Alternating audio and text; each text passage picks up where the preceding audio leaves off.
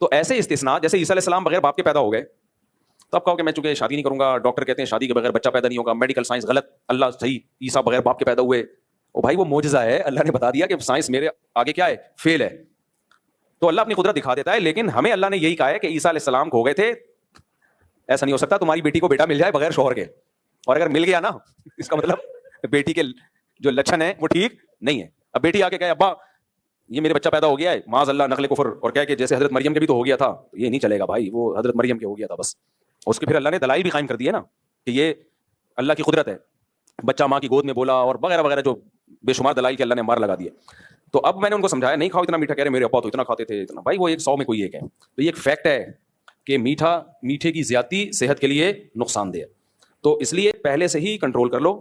اچھا میٹھے میں صرف چینی نہیں ہے, یہ جو وائٹ آٹا ہے نا یہ چینی سے زیادہ اس میں چینی ہوتی ہے, صحیح ہے نا, اس میں چینی سے زیادہ چینی ہوتی ہے وائٹ آٹے میں. ڈبل روٹی جو بچوں کو ہم صبح شام کھلاتے ہیں, پہلے ہم یہ سمجھتے تھے میٹھا بچوں کے لیے بہت ضروری ہے, یہ بھی غلط ہے بچوں کے لیے میٹھا ضروری ہے, اتنا زیادہ نہیں جتنا ہم بچوں کو کھلا رہے ہیں, لیکن بچوں میں فوراً اس کے اثرات نظر نہیں آتے. اس لیے ہم یہ سمجھتے ہیں کہ دیکھو بچے کو تو کچھ نہیں ہو رہا, صبح شام میٹھا کھا رہا ہے, ہو رہا ہوتا ہے اس کو, کیونکہ آپ کی باڈی میٹھا ہی جذب کرنے میں سارا ٹائم لگا رہی ہوتی ہے. تو جو اس کو منرلز چاہیے یا وائٹامنس چاہیے باڈی پھر وہ جذب نہیں کر رہی ہوتی, تو اس میں پھر آئرن کی کمی ہوگی, پھر بچے میں چڑچڑاپن پیدا ہوگا. ہم سمجھتے ہیں بچہ بد اخلاق پیدا ہوا ہے, بد اخلاق نہیں پیدا ہوا, اس کی باڈی میں کسی چیز کی کمی ہے. اب وہ خوراک سے پوری اس لیے نہیں کر رہا کہ آپ اس کا ڈبل روٹی سے پیٹ بھر دیتے ہو, تو اس میں بریڈ میں کیا ہے, شوگر کے علاوہ کچھ بھی نہیں ہے بھائی. لیکن یہ بات خواتین کو سمجھانا دنیا کا سب سے مشکل کام ہے.